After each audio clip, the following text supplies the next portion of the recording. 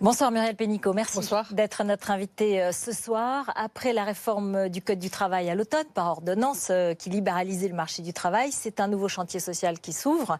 C'est le projet de loi pour la liberté de choisir son avenir professionnel, c'est comme ça que vous l'avez intitulé. Il y a l'apprentissage, l'assurance chômage et la formation professionnelle. Et d'une certaine façon, on s'est dit, tiens, dans les ordonnances sur le Code du travail, c'était le côté flexibilité sur la flexi-sécurité en quelque sorte. Maintenant, vous nous dites, c'est la sécurité pour les salariés, ces nouveaux projets, assurance chômage, apprentissage, formation professionnelle. C'est vrai, c'est de la sécurité que vous allez proposer ? Alors d'abord, dans les ordonnances, il y avait plus d'agilité pour les entreprises, mais il y avait aussi des nouveaux droits. Je pense par exemple au télétravail. On est le premier pays à faire un droit qui est vraiment à la main du salarié, et c'est à l'entreprise de justifier si elle ne le fait pas. Mais aujourd'hui, oui, la protection, la sécurisation, aujourd'hui, elle passe beaucoup par la compétence. Pourquoi ? Parce que tout le monde constate que le monde change, les technologies changent, les métiers vont changer, mais fortement. On estime à 50% un emploi sur deux dont le métier, le contenu du métier va changer dans les 10 ans. Et du coup, la compétence, que ce soit pour un jeune dans l'apprentissage, que ce soit pour un salarié, que ce soit pour un demandeur d'emploi, c'est la meilleure arme contre le chômage, la meilleure protection. Mais c'est aussi un moyen de pouvoir choisir sa vie, choisir le métier qu'on veut, pouvoir avoir une promotion, l'ascenseur social. Donc c'est extrêmement important pour chacun. Il faut que chacun y ait réellement accès, réellement droit, ce qui n'est pas encore le cas aujourd'hui. Alors, jusqu'à présent, la formation professionnelle était gérée par les partenaires sociaux, du financement à l'organisation de la formation, en passant même par leur évaluation. Demain, et c'est ce que vous nous avez annoncé aujourd'hui, c'est l'État qui reprend la main. Puisque vous avez considéré que l'accord qui a été conclu par les partenaires sociaux n'était pas suffisant. Vous avez dit qu'il faut aller plus loin, il faut faire un bing bang. Mais ça veut dire quoi ? Ça veut dire que le paritarisme, c'est le vieux monde. Ça veut dire que l'État est le meilleur gestionnaire. Ça veut dire que les syndicats, le MEDEF, dans le fond, avaient privilégié leurs intérêts privés au-dessus. Ils les avaient placés au-dessus de l'intérêt général. Qu'est-ce que ça veut dire ? Alors je crois que ce n'est pas l'État qui reprend la main. Ce sont les salariés et les entreprises et les demandeurs d'emploi qui reprennent la main. C'est-à-dire que chaque salarié, il va pouvoir chaque année avoir 500 € pour se former, en plus du plan de formation de l'entreprise, 800 € s'il n'a pas de qualification, pas de diplôme aujourd'hui. Sur 10 ans, ça fait 5 000 ou 8 000 €. Et avec ça, on peut faire beaucoup de formations qualifiantes, certifiantes. Et aujourd'hui, le système ne tourne pas assez au service des salariés, des demandeurs d'emploi et des entreprises. La preuve, aujourd'hui, il y a seul un ouvrier ou un employé, il a 2 fois moins de chances aujourd'hui d'accéder à la formation qu'un cadre. Il en a autant besoin pour le futur. Ou bien un salarié de petites entreprises, il a 2 fois moins de chances qu'un salarié de grande entreprise d'accéder. Mais il en a tout autant besoin. Et donc, aujourd'hui, on veut un peu renverser le système pour que, les sujets la gouvernance, le financement, etc., c'est des sujets compliqués, mais que ça ne soit pas un obstacle pour les intéressés, qu'à la limite toute cette tuyauterie, comme on dit quelquefois, mais il ne faut pas que ce soit désobligeant, c'est important, que ça soit presque invisible pour le salarié, le demandeur d'emploi, et qu'il puisse, c'est pour ça que moi j'ai salué, les partenaires sociaux ont fait un excellent accord sur les droits nouveaux des salariés. Avoir des droits renforcés pour les moins qualifiés et des droits pour tous, et on va d'ailleurs aller dans ce sens-là en créant une appli mobile où chacun pourra avoir son nombre d'heures de formation, mais les formations qu'il cherche, où les trouver, comment, combien elles coûtent, est-ce que ceux qui sont déjà allés sont contents, est-ce qu'on peut obtenir un diplôme, est-ce qu'on a un emploi derrière. Voilà.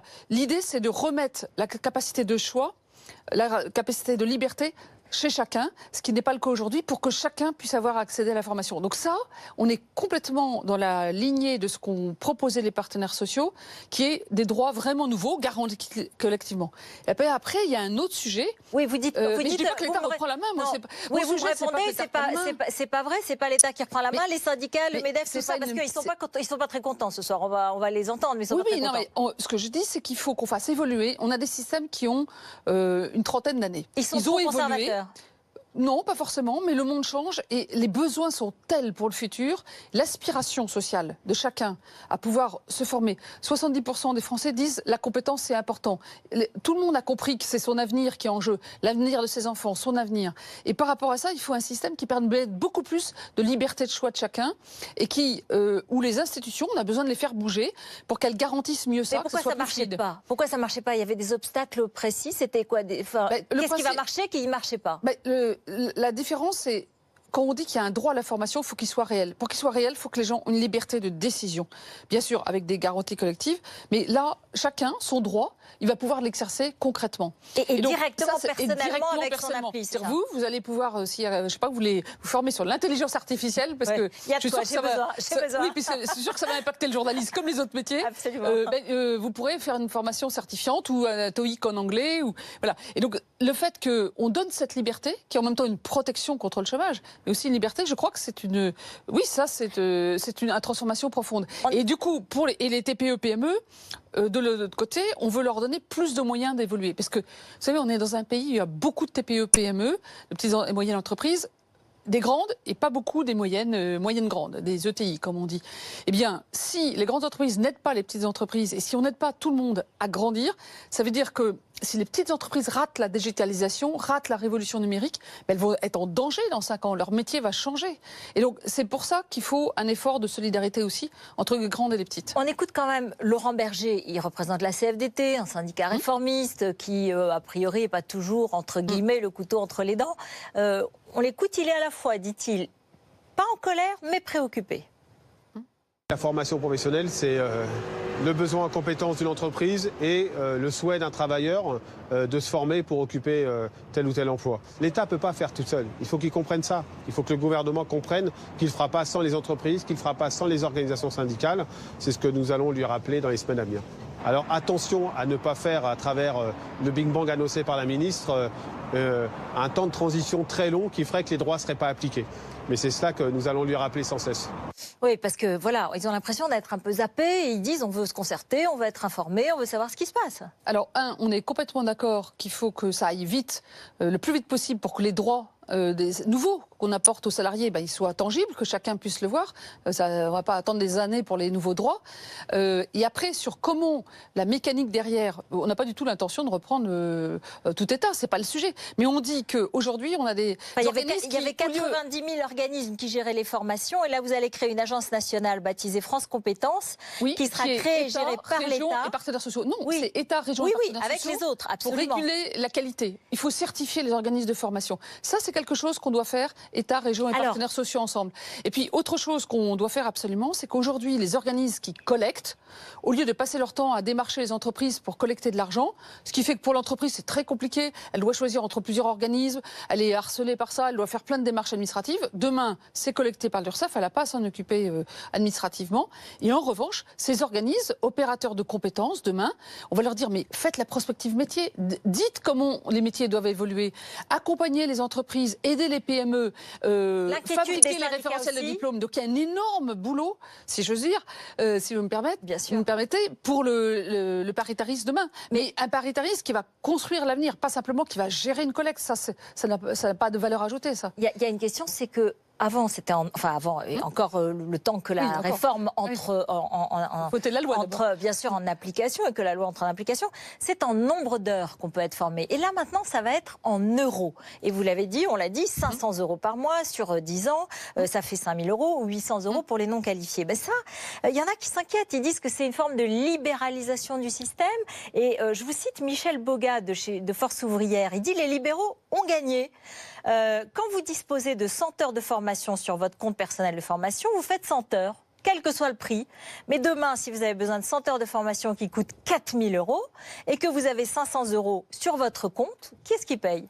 Alors, Michel Boga, qui fait partie des négociateurs, qui a beaucoup travaillé pour cet accord des partenaires sociaux, je le salue, il oublie quelque chose de très important. C'est pas vrai que quand on a 200 heures, on peut les exercer. La réalité du compte personnalisé de formation aujourd'hui, c'est que l'année dernière, il n'y a eu que 270 000 salariés qui ont pu y accéder. Avec cette réforme, c'est 5 fois plus. C'est plus d'1 million de personnes chaque année qui vont pouvoir bénéficier de cette formation. Et pourquoi en euros c'est important ? C'est beaucoup plus juste. Parce qu'aujourd'hui, l'heure de formation d'un cadre, d'un ingénieur, elle coûte plus cher que l'heure de formation de l'ouvrier. Donc, quand on compte en heures, on privilégie le cadre et l'ingénieur. On ne rétablit pas cette égalité des chances qui est nécessaire. Et donc, quand on est en euros, l'ouvrier, l'employé, elle aura le même le même pouvoir d'accéder à des formations. Et en fait, ça leur fera plus d'heures puisque les formations sont souvent moins chères. Donc c'est plus juste, c'est beaucoup plus simple, c'est beaucoup plus pratique. Mais est-ce que les formations coûteront moins cher? Parce qu'il y en a qui coûtent très cher et je ne sais pas si ça va suffire. Par exemple, avec 800 €, qu'est-ce qu'on peut faire? 800 €, c'est moins de 2 ans. Hein. Avec 800 €, on peut passer le TOEIC, qui est la certification en anglais, on peut passer le TOSA, qui est la certification en informatique. Pour les gens qui travaillent dans l'industrie ou dans les transports, on peut passer le fameux CACES qui manque tellement. Il y a tellement de demandeurs d'emploi qui ne trouvent pas de boulot parce qu'ils n'ont pas le CACES, qui est le permis de conduire des engins de chantier ou des engins, industriels ou de transport. Donc c'est possible et avec plus d'années, on pourra devenir web développeur, on pourra changer de métier. Alors oui, il y a beaucoup plus de personnes demain qui vont bénéficier de ça. Et puis l'euro, il est garanti, il sera à la Caisse des dépôts et consignations. On ne pourra plus le changer une fois qu'on a le crédit pour la formation. Donc je crois au contraire que ça sera bien reçu, moi, par les salariés, j'en suis persuadée. Par contre, il faut aussi vérifier qu'il ne se passe pas n'importe quoi sur le marché. Et pour ça, 2 choses. Les partenaires sociaux ont proposé, ce qui est une excellente idée, d'avoir un conseil en évolution professionnelle pour tous ceux qui ne se sentent pas sûrs de leur choix, qui ont besoin d'une aide, et ça sera gratuit. On les accompagne et on les conseille. Voilà, ceux qui veulent. Il y a des gens qui sont autonomes, il y a des salariés qui sont autonomes, des demandeurs d'emploi autonomes, et d'autres qui ont envie et besoin d'un conseil. Ils l'auront. Et ça sera gratuit pour tous, c'est financé par la mutualisation. Et puis à l'autre côté, France Compétences, on va retrouver l'État, les régions, les partenaires sociaux, eh bien on va certifier les organismes de formation et donc on va réguler la qualité et on surveillera les prix de la formation. Donc aujourd'hui, vous savez, la même formation, et c'est pourtant géré paritairement, eh ben elle va du simple au double et l'heure, elle explose dans certains endroits. Donc aujourd'hui, on a un système qui n'est pas régulé du tout sur les prix. Demain, il sera mieux régulé. On ne va pas administrer les prix, mais il faut quand même le réguler. Alors, et la qualité. Cette réforme sur la formation professionnelle, elle bouge beaucoup de choses, on l'a vu. Parce que vous dites ce n'est pas l'État, mais quand même l'État revient. Le MEDEF dit c'est une nationalisation. Ce que pas disent les petites et moyennes entreprises, disent pas ça. Hein. Oui, alors MEDEF dit c'est une nationalisation, effectivement. En revanche, on a l'impression que la semaine dernière, juste avant, c'était la réforme sur l'assurance chômage. Là, par contre, vous n'avez pas trop contesté l'accord paritaire, justement, qui a été conclu. Et là, je me suis dit, tiens, en fait, ils ont peut-être fait un peu un cadeau aux syndicats avant, pour pouvoir leur faire passer la pilule après de la formation professionnelle. Et je me dis, mais est-ce que sur l'assurance chômage, vous n'avez pas renoncé à des promesses d'Emmanuel Macron? D'abord, on ne fait pas de marchandage de tapis. J'ai trop de respect pour les partenaires sociaux pour faire du donnant-donnant, marchandage de tapis. C'est trop important pour le pays. Là, on est en train de parler de réformer la formation professionnelle pour les 20-30 ans qui viennent. Il faut que ça soit vraiment... Il y a une nouvelle étape. Donc, on ne fait pas des marchandages entre le vendredi et le lundi sur ce genre de sujet. Sur l'assurance chômage, non, il y a la même philosophie d'avoir plus de liberté de choisir son avenir professionnel. L'assurance chômage, c'est un filet de sécurité. C'est pour ça que, comme l'avait promis Emmanuel Macron pendant la campagne, on crée un droit pour les salariés qui veulent démissionner parce qu'ils ont un projet, créer une entreprise, se reconvertir, changer de métier. Parce que on travaille 40, 42 ans, on n'a peut-être pas envie de faire le même métier qu'on n'a pas toujours choisi toute sa vie. Et donc ça fait partie de la même philosophie, c'est que collectivement, on doit garantir des droits plus grands pour que chacun ait plus de choix de sa vie professionnelle, qui soit, j'allais dire, dans le siège du conducteur et pas dans le siège passager de sa propre vie professionnelle. C'est une forme d'autonomisation de chacun. Et vous dites que vous n'avez renoncé à rien par rapport aux promesses et que vous n'avez pas l'impression... On n'a renoncé à rien, mais l'objectif dans l'assurance chômage, c'était pas de révolutionner toute l'assurance chômage. On n'a pas changé les indemnisations, les durées, les taux d'indemnisation. C'était de modifier ce qui devait être corrigé ou de compléter des droits qui n'existaient pas.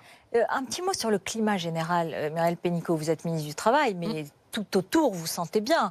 Réforme de la SNCF, certains s'en inquiètent, évidemment. Les cheminots, dont le statut peut être mis en question. Réforme de la fonction publique, inquiétude des retraités sur la CSG, sur leur pouvoir d'achat. Il y a un certain, peut-être un climat et toutes ces inquiétudes, je dirais, peut-être pas encore des mécontentements, mais des inquiétudes, ils peuvent s'agréger. Et le climat peut absolument s'abîmer. Vous en êtes consciente? Vous êtes à l'écoute? D'abord, on est bien sûr, collectivement, tout le gouvernement, on est très à l'écoute. Et je pense qu'aujourd'hui, on est dans la situation où il y a un mélange d'inquiétude et d'attente. Si Emmanuel Macron a été élu, et s'il a nommé ce gouvernement en tant que président de la République auprès d'Édouard Philippe, c'est bien parce que les Français ont voulu des transformations profondes, avec une conscience qu'il fallait des transformations dans ce pays. Maintenant, on est dans la phase où ces transformations nombreuses, puissantes, profondes, sont en train d'être faites. Et je pense que chez beaucoup de nos concitoyens, il y a un mélange d'impatience légitime en disant quand est-ce qu'on aura nos nouveaux droits, quand est-ce qu'on va voir les résultats, et puis aussi d'inquiétude, parce que c'est vrai que le changement, ça fait peur aussi, même quand on l'attend. On peut aussi avoir des inquiétudes. Et c'est pour ça que la concertation aussi est importante. C'est pour ça qu'il faut aussi qu'on puisse expliquer.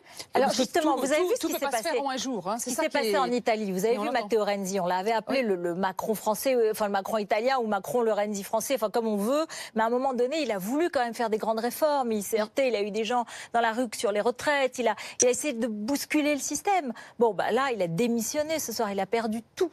Il a perdu ses élections. Il a perdu son parti, il a tout perdu. Parce que peut-être qu'il il a fait des fautes. Est-ce que ça donne... Enfin, ça vous fait réfléchir? Moi, je pense que la clé, c'est de respecter l'engagement de campagne. Emmanuel Macron, il a été élu très clairement sur un programme, qui est un programme de transformation du pays, pour que demain la France soit une nation forte, qu'on puisse croître, créer des emplois, et que chacun trouve sa place, parce qu'on a aussi un sujet de solidarité, d'inclusion de chacun, et que chacun se sente utile et sa place. Il y a beaucoup de travail pour arriver à faire ça. Eh bien, ces transformations, je pense que c'est le statu quo qui serait le pire des cas. Parce qu'il faut se rappeler, c'était il y a moins d'un an, les élections en France. Il y aurait pu se passer autre chose. Et donc, je pense que c'est un impératif pour nous tous. C'est un impératif, effectivement, de réussir ces transformations.